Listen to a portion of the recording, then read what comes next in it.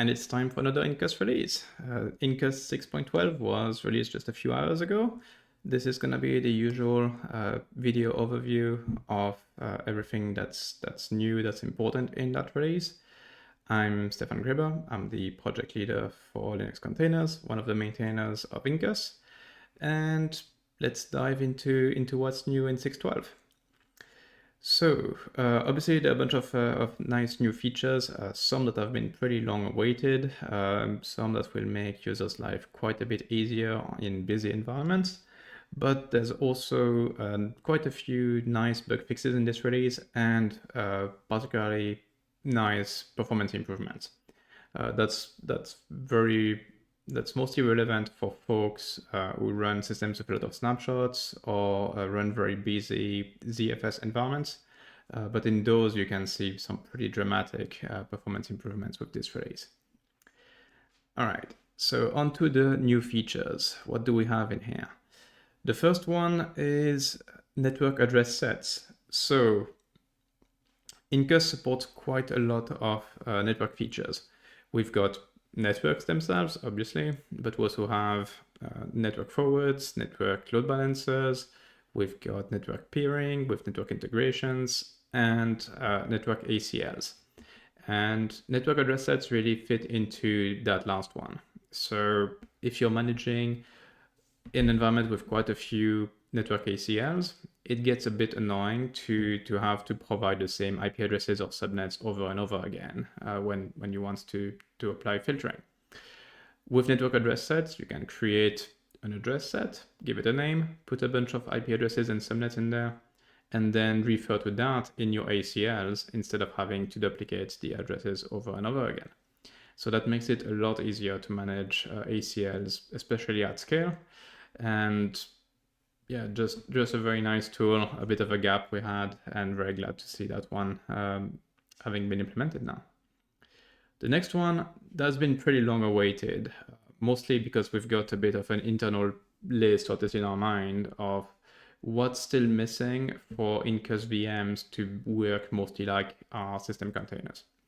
And being able to grow the memory, that's been on the list for quite a while. And so we've got we had support for shrinking memory in virtual machines, and that worked pretty well using the balloon driver. But growing, we expected that to be quite difficult to do. And it turned out to be a bit easier than expected, which was a very good surprise. And so now we have support for actually adding more memory to a VM. This is done through DIMM hotplug. So to the guess, it looks like the machine has seen a new DIMM stick be plugged in. And because of that mechanism, we only feel confident growing, as in adding those DIMMs, but not removing them. So if you want to shrink the memory after growing it, it will still be possible, but that's going to use the balloon driver to do it. We're not going to actually go and unplug virtual DIMM sticks from the VMs because we've seen some stability issues if we try to do that. The other limitation to the approach is because we're plugging in virtual DIMMs, there are a fixed number of DIMM slots we can plug into. Currently that's set to 16, which means you can only grow the VM memory size 16 times before you run out, at which point you need to restart the VM to get the count back down to 0 with the new baseline set to the current memory amount, at which point you can hot plug more memory into it. So that's memory hot plug. The next one is a completely reworked logging mechanism. So up until now, you had kind of two choices, well, three choices, I guess. One is plain log file, which is what most people are familiar with as far as what Incus writes to disk. Second option is to have that go to the local syslog instead, which may or may not then forward somewhere else. And the third option was to use low-key, that we could send both logging events, but also some other type of events like lifecycle and ACL hits to that external system. When we're doing low-key, you only had support for a single low-key server, so there was no way to kind of split traffic or send to multiple logging servers.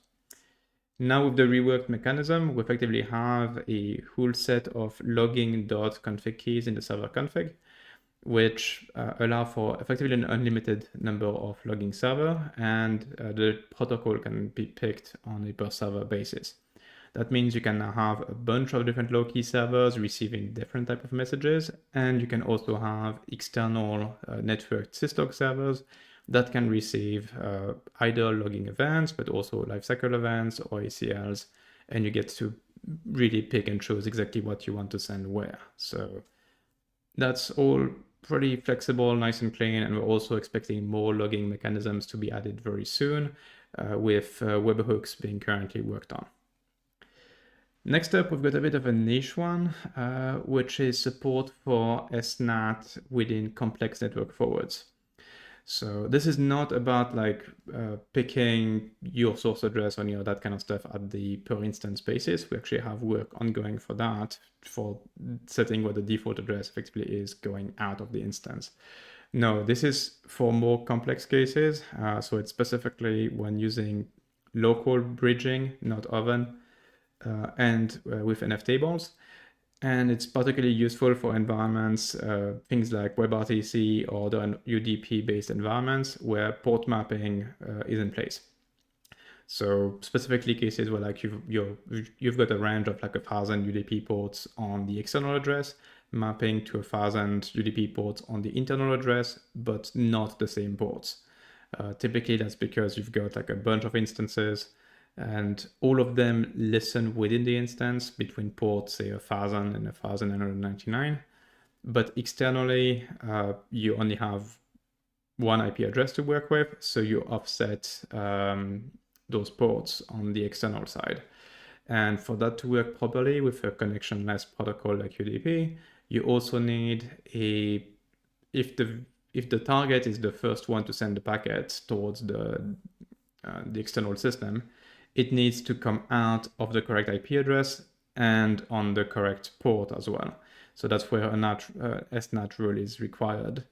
And we now have the ability to do that effectively by setting a Boolean flag called SNAT on the per port rule that effectively says, hey, you need to put an SNAT rule so that instance initiated traffic shows up with the network forward address and with the correct port on the outside.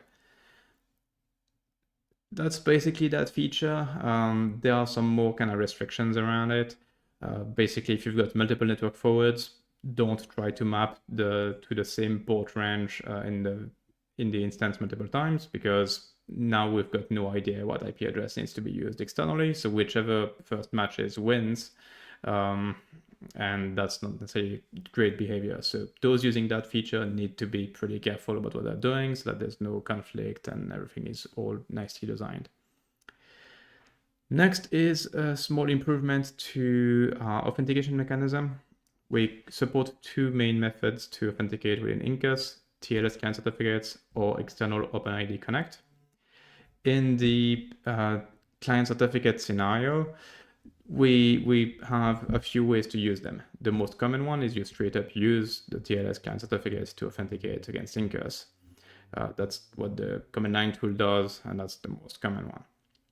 The other way is to derive a bearer token from that TLS certificate. So effectively signing a chunk of JSON web token that includes some validity range, get that signed, send it as a bearer token through the authorization HTTP header, and Incus will validate the signature, validate the validity, and if it's all good, it will treat it as if the connection came from the TLS client certificate directly. That works pretty well, but there's like at least one limitation we've seen, which is web browsers using JavaScript.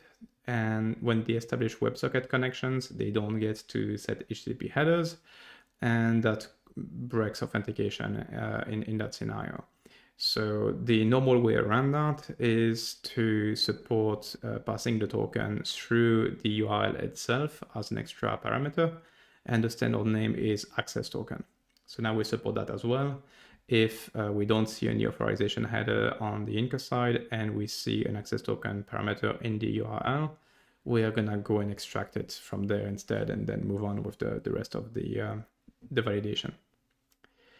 Next up, we've got a bit of work that was done on the documentation. That should be mostly invisible to users, but it's quite useful work for us. On our side, we can always struggle to keep the configuration tables in the documentation to line up with the code at all times. It's pretty easy to tweak something, add some extra valid values, or add the config key and forget to put it in the documentation. That happens reasonably often, and that's a bit of a problem. The solution to that, which we've been rolling out for a few years now, is generating those documentation tables from the code. So in the code, we effectively have standardized comments that describe the config option being defined, which gives it its name, short description, long description, default values, heights validated, all that kind of stuff. And we then extract that at documentation generation time and generate the table from that. So it's just a bit of a long, ongoing work to keep moving things over to that mechanism. And we've been pretty lucky to have a number of students from the University of Texas in Austin recently who have stepped up and taken a bunch of those and ported them over to the generator code.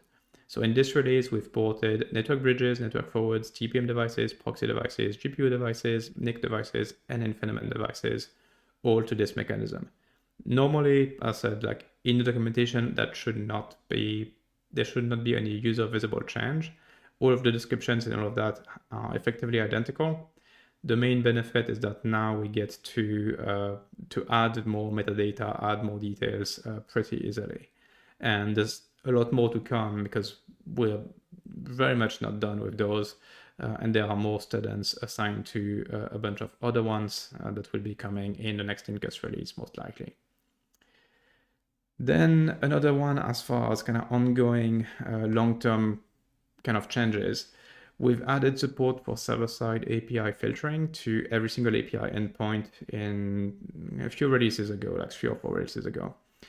And we've not done the work in the command line tool to make use of that consistently yet. Incus list is the one that was using that mechanism the most because that's what most people use. And even there, we didn't quite have full coverage.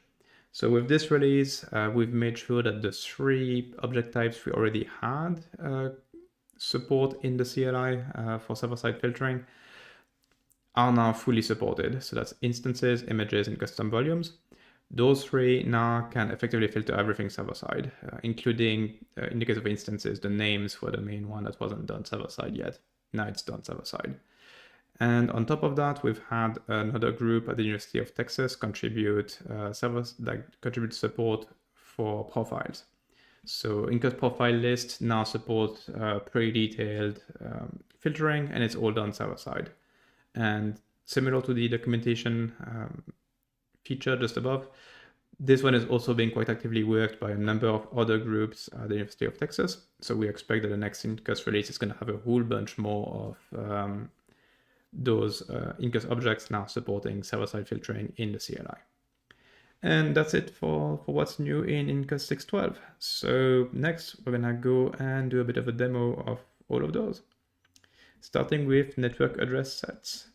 So let's go to a terminal over here. And I'm gonna just go ahead and launch a VM. Okay, so there is a Debian 13 VM. It's gonna take a few seconds to boot, and we can just look at the default network behavior, which in this case is gonna be to just allow everything. So we can just ping straight out, it's all fine. Now let's go ahead and create ourselves an ACL. So I'm actually gonna call it D13. Oops, network, wrong way around. ACL create D13, there we go. And then add it to the VM. So VM is D13, NIC is A0, and security ACL D13. At that point, it's got an empty ACL, which is going to block everything. There we go. And now let's go and add a default egress rule to that ACL. So we do action is allow, state is enabled. There we go. Now it works again, everything is allowed. And now let's try and block some stuff. So to block, obviously, the new feature is network address set, so we're going to be using that. Let's create a new set. Let's call it, say, Cloudflare DNS. And just to show that this currently works, let's actually ping Cloudflare DNS. There we go. So we've got an address set now, and we're gonna go and add some IP addresses to it. So IPv4, there are those, and then IPv6, it's what we saw right here. So that's the first one, and that's the second one. Now, just creating the address set doesn't really do anything. We need to actually make use of it. So for that, we're gonna go back to our ACL and add another rule. This time we're gonna say drop traffic if the destination is within the address set. So Cloudflare DNS. So we do that. And now if we ping, it doesn't work anymore. If we try Google, that still works. So that's basically it. It's very easy to define those address sets, very easy to modify, add new things to it. So for example, I mean, the description would be wrong, but if I go and just add that Google server to it, I missed the first digit, there we go. Now it's blocking Google as well. So it's very nice and easy. It can be shared with many ACLs. And makes management so much easier because you don't need to go and edit a lot of individual ACL rules. You can just change the network address set and you're done. All right, now that I conveniently have a VM running, we can go look at the second feature. So in that VM, I've got 879 megs of RAM usable. The firmware will have eaten up a bunch of that. So that's the default 1 gig limit effectively. Now, say I want to use more, I can do limits memory 4 gigs, run free again, and we're up to 4 gigs now. We go in the VM and look at the kernel log, we just see a bit of an event here, which shows that the memory for the 0 NUMA node has been extended, and that's what we see. So that's the memory hotplug. It works very smoothly. It's very easy to use. Very happy to have that feature now. Next one is logging. So that one's a bit trickier to show because I don't have a low-key server or an actual valid syslog server to show, but we can probably cheat a bit. So let's just run TCP dump on a new address, and I just want 2700, so just the loopback device. And what's the syslog port again? Services, syslog is 514. Okay. All right, so I'm now actually can do something simpler. I just thought of that now. I can listen on the syslog ports directly. Syslog is UDP, so it's very easy to handle. So I've just got netcat here listening on the syslog port, and what we want to do is configure Incus to use remote syslog. So for that, we're gonna go and do incus config set logging.demo.target.type is syslog.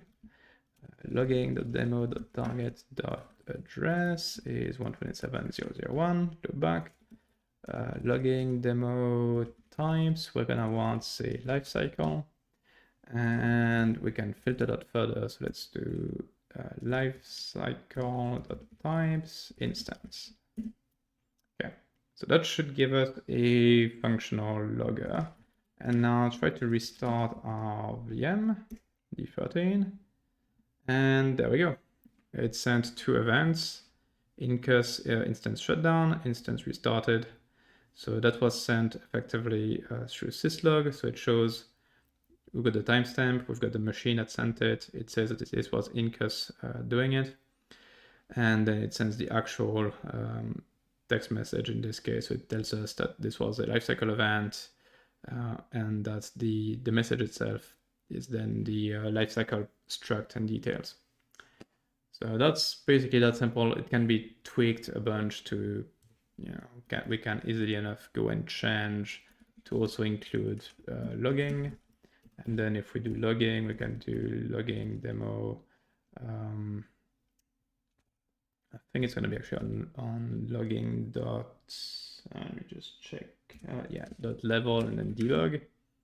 If we do that, that should become a bit more, you'd think a bit more noisy, but I guess I must have failed some validation. Just checking what's going on. Okay. Try logging, log level, debug.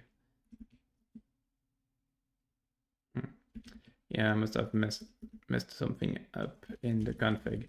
Let me just look at the logging configs. What do we have? This one, logging level. I'm just gonna switch it back to what we had. Check that it works. I think it's the reconfiguration that must have caused an issue. All right, so let's go back to, we want logging, we want logging. I think I'm just gonna need to remove it and add it back, and that should take care of that issue. So we do debug here, remove the logger completely, and then we're gonna add it back. So we want debug for logging, going to loopback and save. There's something odd going on here. I'm kind of tempted to actually just restart Incus. Let's just do that. Either that or my fake syslog listener is not working anymore. That's also possible. Oh yeah, that's what happened. Never mind. Okay, well, so much for all of that. My netcat down there just died or was cancelled by accident. So yeah, there we go. It actually works perfectly fine if you actually have a syslog logger running. So that's what's going on. Sorry about that. So yeah, right now I've got a config here that does debug logging and just the logging. So we could add the life cycles in there and we could reduce that to say info. There we go.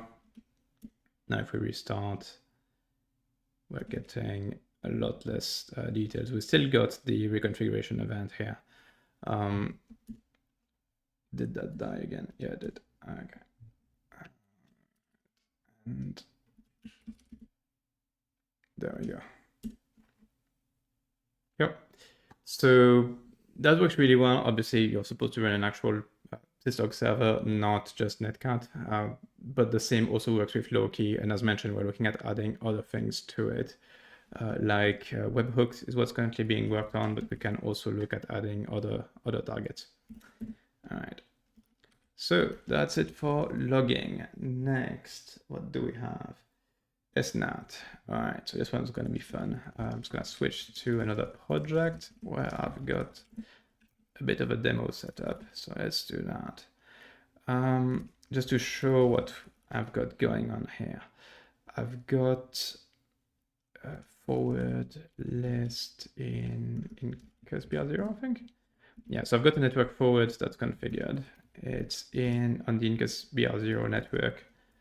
It's set up that way. So there is no default target for the forward.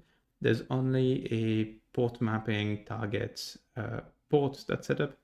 That's configured so that port 22 and 80, they forward to port 1234 and 4567 on the target address. That target address is V1 here, that virtual machine. So if we TCP dump the traffic here and we go on a client that's on a different network so that it goes through the actual forward, if it goes and tries to hit up port 22, we can see it hit up port 1234. And if it tries to hit up port 80, we can see it hit up port 4567. So that works as expected, but that's the normal, just a normal forward the normal port forward with destination NAT. There's nothing weird going on yet. There's no SNAT going on. Where it gets more interesting is when you want to do the reverse. So if we look at TCP dump on this side, I need to actually figure out what my IP address is. Okay. So just making sure that it can actually reach that instance, it can.